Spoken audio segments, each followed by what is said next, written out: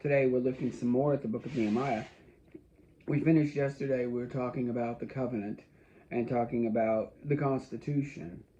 How that this was a reclaiming of who they were, who God was in this equation, that He was always right, they were in the wrong, He has saved them, now they're here with humility, wanting to have knowledge and understanding and move forward. And it's signed by the people, and these people are also representative. The nobles and the princes were also representative of the people around them. And the people came and heard with their children. They stood and they listened. They bowed. They accepted. And in a sense, that's what we all do.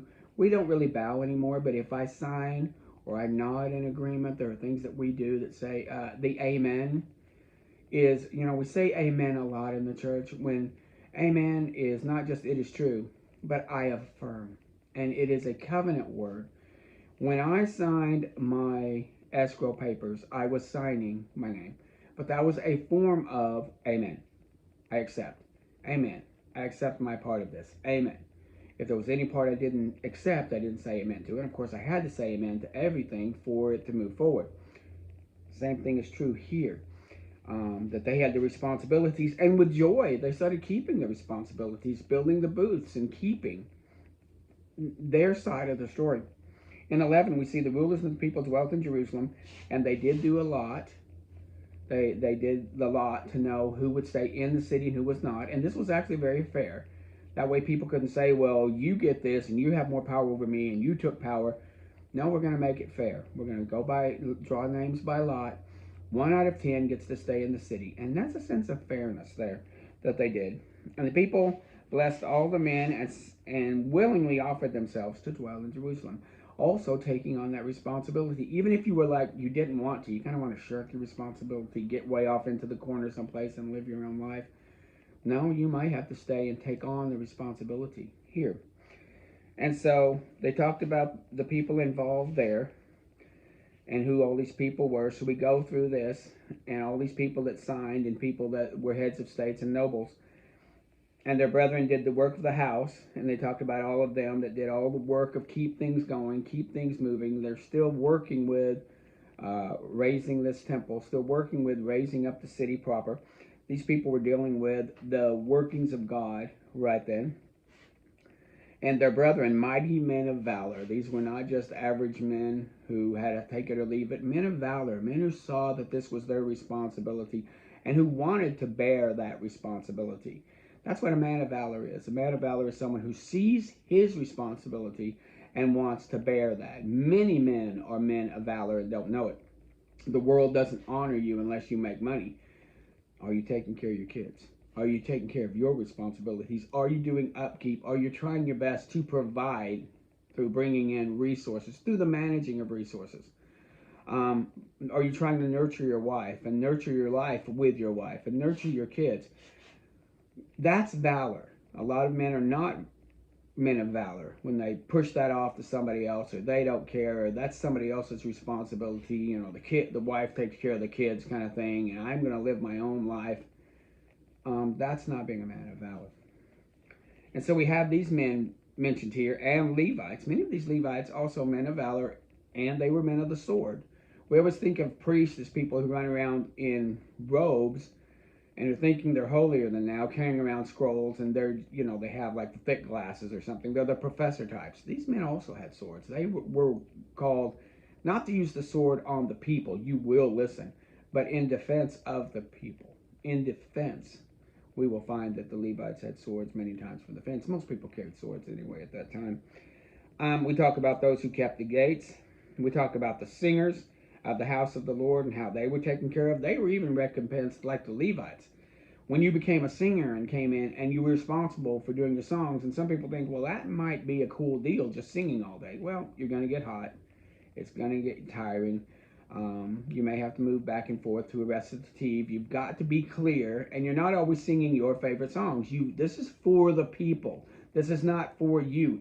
Ministry here, whether it's Aaron or Levites or porters or gatekeepers or singers, was not for them. It's for the people. And so you see that as a different thing. And we mentioned him and all the villages around. and all the little villages that started to build up around there, and these little groups within 10 to 12 miles, and little villages of a few hundred people here and there that leaned on one another, but they all had responsibilities and connections to Jerusalem. We mentioned all of them, and that moves out, and that sense of community, but also that sense of responsibility with one another, of protection of one another. We mentioned in here in 12 we have the mentioning of the Levites, and through Zerubbabel and through Yeshua and the Levites, we mentioned them going down, and some of this also goes from the time on farther into the life of this new Jerusalem here, this rebuilt Jerusalem. So we go down even a few generations, as recorded by the chief of their fathers. We have that mentioned in the sons of Levites and going down. These are the days of Jehoiakim, the son of Yeshua, the son of Zadok, and in the days of Nehemiah the governor, and Ezra the priest and scribe. So this is all mentioning Ezra and Nehemiah together. When we say generations, sometimes we're not talking also generations forward. We're talking generations backwards. That if there was an older man, and when his son and his grandson participate in the Levitical understandings and responsibilities, all three of them are doing it at the same time as Ezra and Nehemiah. We kind of get lost in this, well, I'm talking generational down the line. You know, you're talking about generations within the society, to where a man, his son, and his grandson would also have responsibilities. And all these men would have these responsibilities even though they were in different generations, and they all lived at the same time. So let's not think down in time so much also. We did a lot of that in the history. The son of this person, the son of that person, the son of this person, and you go down hundreds of years. Here, you get the idea that all these people were together, and the book of course, Nehemiah was written. I mean, it ends with Nehemiah saying, I'm talking about, thus I cleansed them from all the strangers and appointed the wards of the priests and for the wood offerings. Remember me, oh my God, for good. So he's talking about the things he's done, and he encapsulates this in his time, and of course it's recorded by other historians after that.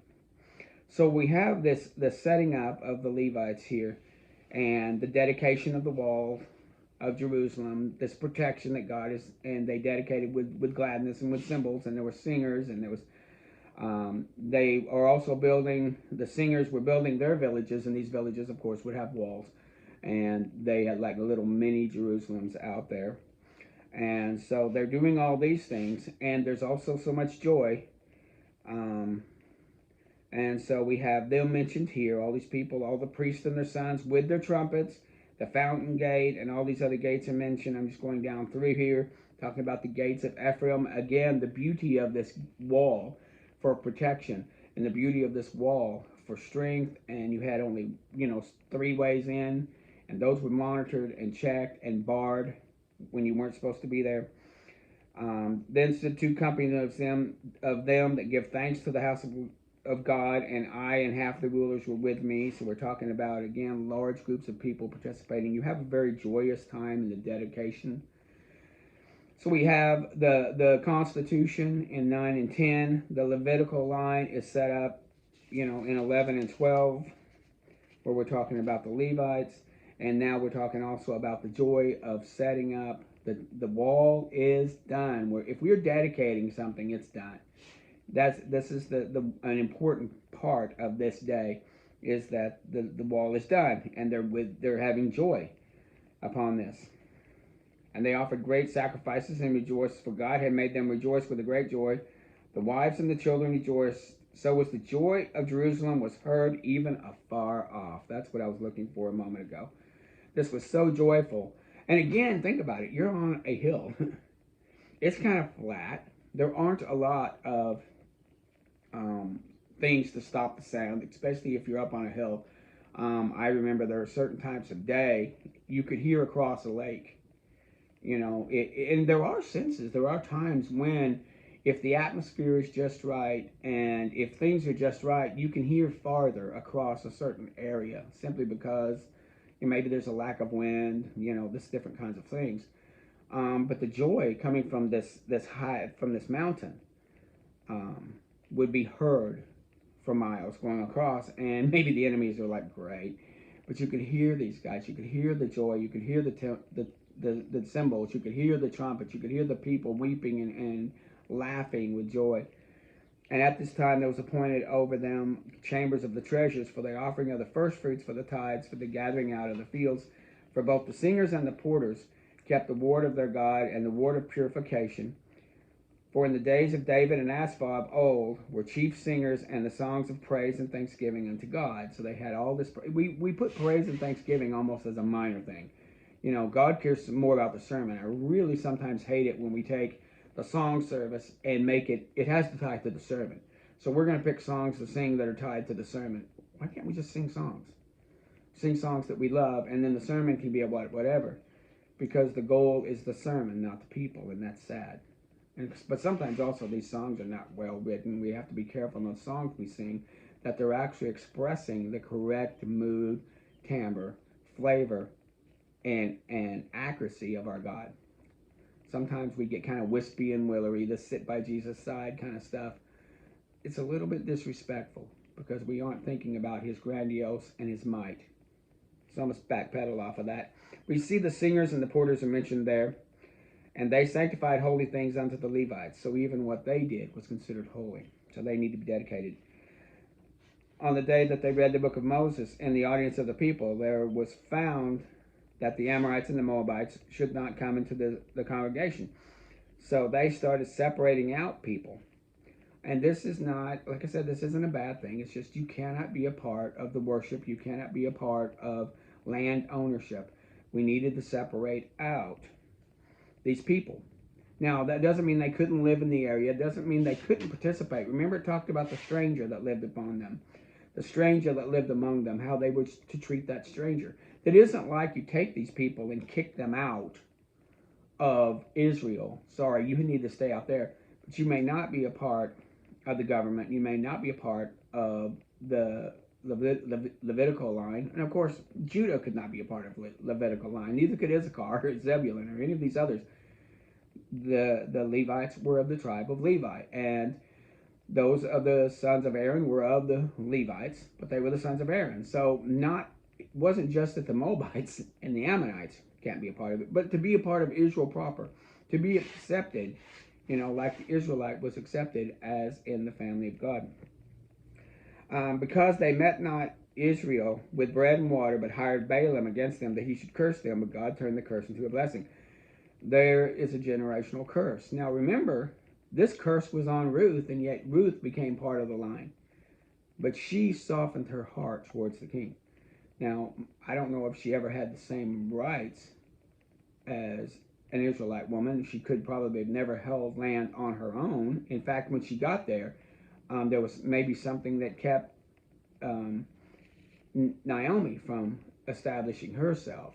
Probably because the land ownership that after her husband had died had fallen to another man instead of falling to the wife. Sometimes that happens. What I'm trying to say is they realized what God had said about the Ammonites and Moabites, so they passed them off and they separated from them the mixed multitudes. When they got there, and then there's all these people living around them and wanting to live with them and wanting to interchange with them, but their sins, their worships, their gods were going to be a pollution, and you also dishonored us, so you're going to have to step out of Israel proper. The idea of stepping out of Israel in the Zion, the spiritual side of Israel, you cannot participate. So, and we will not give you our sons, we will not give you our daughters. There's times when they will trade in some instances, but they will not make allegiances or alliances. So that's what it meant by kicking them out. We will not make allegiances, alliances. We'll be very careful with our business. It was actually okay to do a little extra usury with them, but not with your brother. There were certain stipulations of what you could and couldn't do. Many of them also would become, the servants of the house while you had the sons. If you wanted to be a part of that bondsman issue, it's so different from where we think and how we think that it's almost hard to put this into words, how their relationship was without making it sound like racism, without making it sound like violence, making it sound like it's not fair. Well, they were unfair. They were unfair to the people of God. They didn't reach out when Israel had needs, when their brothers had needs. They didn't reach out. And this is something that God is reminding them. Be careful of these people. And they'd always been at war, by the way. But then you had few that came in. Remember Naaman the Syrian? He came in and was blessed by God. You had some of these people that did come in, but mostly as a nation. So let me back off of that a little bit. So it came to pass that when they heard the law that they separated. But the problem lies that here we have little bitty things, little bitty sins are coming into play. The high priest makes a place for Tobiah. Remember Sanballat and Tobiah? The enemies of the establishment of the walls, the enemies of the establishment of Israel, the enemy of Nehemiah. Well, the high priest makes a place for him within the temple, the chambers. He had gotten in league with him in maybe a business transaction or something like that, but he was in league with him and made a chamber for him. And it says he allied with Tobiah, and he prepared a great chamber, and he laid meat offerings and frankincense and vessels and tithes of corn and wine, and that were supposed to be given to the Levites and to the singers and the porters and the priest. So here's the problem. People would give to the temple. This high priest was using that temple money that was supposed to go to the porters, the singers, the Levites, for the purification and the working of the temple, and giving this to creating a place for Tobiah and creating him a great chamber. It wasn't just a wall in the side of the room, though. He created a great area full of pomp for this guy with the money. See, this is what God's saying when it says you stole from me. You didn't steal from me. You misappropriated also. That's a form of theft. If you're misappropriating funds, that's a form of theft. That isn't just you're not giving, you're appropriating incorrectly. So here we have this. And Nehemiah says that I was in Jerusalem at the time.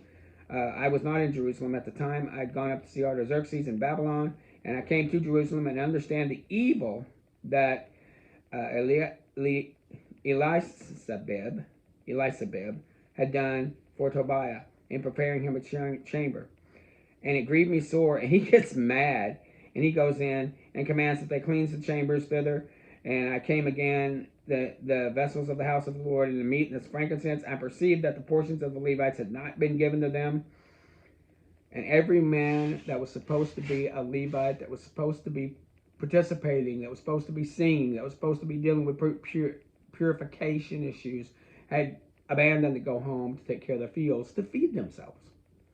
Because the high priest was not doing what he was supposed to be doing in the allocation of the tithes and the offerings. He was giving it to this political rival, if you will, this enemy that even had a place in the temple. How would Nehemiah? If you know the story of Nehemiah now, you know why he's white hot about this. Tobiah had done him a lot of evil. Tobiah had threatened him even with death. Tobiah had tried to undermine, and here he was. And so I contended with the rulers. I love that what he says. I contended with the rulers and said unto them, why is the house of God forsaken? And they brought all Judah the tithe of corn and new wine and oil, and I made treasurers over the treasury. So he creates a new treasurer, not this high priest. He's got a new treasurer now. He kicks out Tobias. I don't know if the high priest got fired or not. I don't think you can fire a high priest.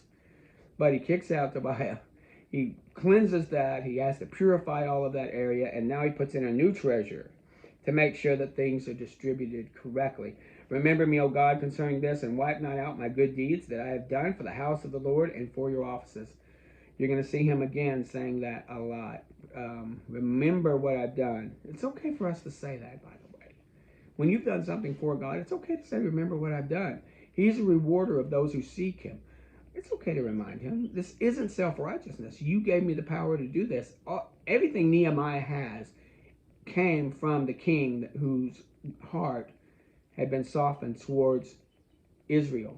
And that Nehemiah had gone, and this began. Nehemiah didn't have enough money to start this venture. It took the power of a king. For us to do the ventures of God, it takes the power of a king, our king. So he also saw in Judah those that were treading in the wine presses on the Sabbath and bringing in sheaves and grapevines, and they were doing work on the Sabbath. And there dwelt men of Tyre that brought fish and all manners, and they sold on the Sabbath. They were doing mercantilism. The doors were open on the Sabbath. He contended with the nobles of Judah.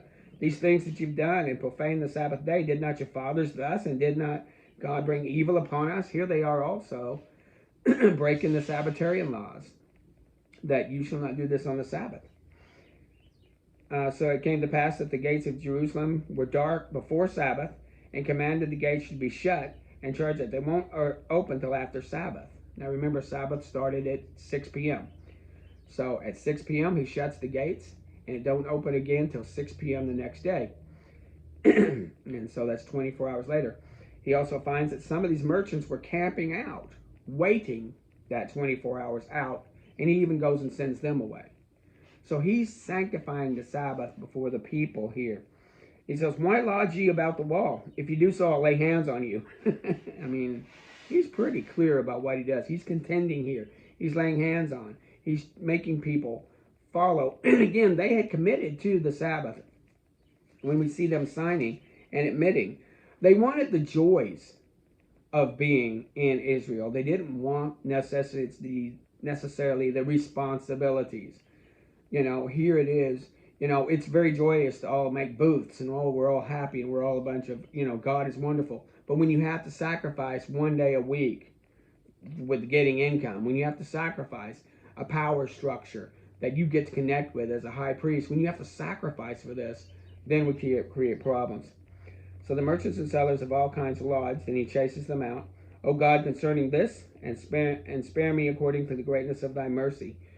He calls out to God for mercy because this has happened under his watch. He's the governor. This is also important that he is a governor, saying many of the things he's saying also, forgive me, even though he was gone and these people are doing what they're going to do. And in those days, I saw the Jews had married the wives of Ashdod and Amnon and Moab. So they'd gone against, again, this covenant. So three things that they'd done that already right off the bat, making these alliances, but they were told not to. And I contended them and cursed them and smote certain men and plucked out their hair and made them swear by God, saying, you will not give your daughters and your sons, nor will you take daughters unto their sons or for yourselves. You won't do this, I don't think Christians should get that violent, but here he was mad. If you're pulling hair out, what are you thinking about? It's crazy. Hey, shall we then hearken unto you to do all the great evil, to transgress against our God in marrying strange wives? Once again, strange wives. And he talks about the sons, even these sons of, even one of the sons of the high priest had married, was the son-in-law of Sanballat. So here we had Tobias and Sanballat tied to the high priesthood. The high priest had connected with Tobiah. His son had married a daughter of Sanballat. Problems here. And I cleansed them from all the strangers and appointed wards of the priest and the Levites, everyone in my business, and for the wood offerings in times appointed, and for the first fruits, remember me, O God, for good. He ends that. The struggle here is real. Here he is. He goes away, and all of a sudden we've got all this stuff going on, and he comes back and straightens it up. Sin wants to sin. And so, we've got that, and there's a connecting of the dots here from here, and when Jesus comes into play, we don't see things get worse, but they don't necessarily get better. They kind of stay static for about 400 years.